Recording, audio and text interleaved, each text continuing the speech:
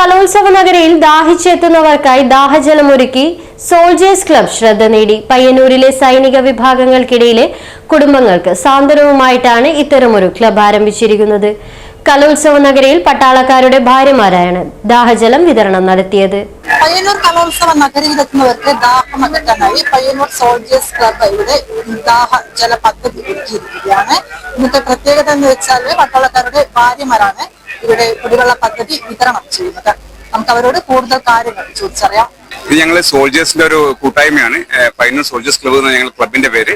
ഞങ്ങൾ ഈ പയ്യന്നൂർ പരിസര പ്രദേശത്തുള്ള ഒരു 20 കിലോമീറ്റർ ചുറ്റളവിലെ ആൾക്കാരൊക്കെ ആർമി, നേവി, എയർഫോഴ്സ്, അതുപോലെ പാരാമിലിറ്ററി, അതുപോലെ സർവീസിന് വിരമിച്ച ഒരു 3 വർഷത്തിനുള്ളിലുള്ള ആൾക്കാരെ കൂട്ടിയിട്ട് ഉണ്ടാക്കിയ ഒരു സംഘടനയാണ് സോൾജേഴ്സ് ക്ലബ്ബ്. അപ്പൊ ഞങ്ങളുടെ ഓൺ കോൺട്രിബ്യൂഷനിൽ കുട്ടികൾക്ക് ഈ പ്രാവശ്യത്തെ സ്കൂൾ കലോത്സവത്തിൽ, ജില്ലാ റവന്യൂ കലോത്സവത്തിൽ ഓൺ കോൺട്രിബ്യൂഷൻ ചെയ്ത് ഞങ്ങൾ ഒരു കുടിവെള്ളത്തിന്റെ പദ്ധതി ഞങ്ങൾ ഇപ്രാവശ്യം കൊണ്ടുവന്നിട്ടുണ്ട്. അതായത് കുട്ടികൾക്ക് നല്ല വെള്ളം കൊടുക്കുകയല്ലോ ഉദ്ദേശത്തോടാണ് ഞങ്ങൾ ഇത് ചെയ്യുന്നത്. ഞങ്ങൾ നമ്മുടെ മുനിസിപ്പാലിറ്റിയുടെ തണ്ണീർ പദ്ധതിയിൽ നിന്ന് വെള്ളം കൊണ്ടുവന്നിട്ട് അത്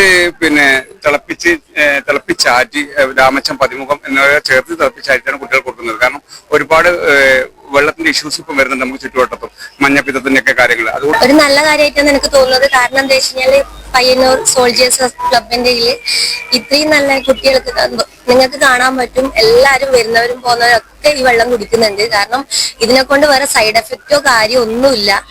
കാരണം തിളപ്പിച്ചാറ്റിയ വെള്ളമാണ് കൊടുക്കുന്നത്.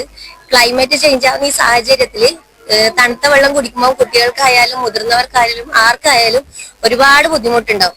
ആ ഒരു സാഹചര്യത്തില് തിളപ്പിച്ചാറ്റിയ വെള്ളം കൊടുക്കുമ്പോൾ വേറെ ഒരു ബുദ്ധിമുട്ടും ഉണ്ടാകുന്നില്ല.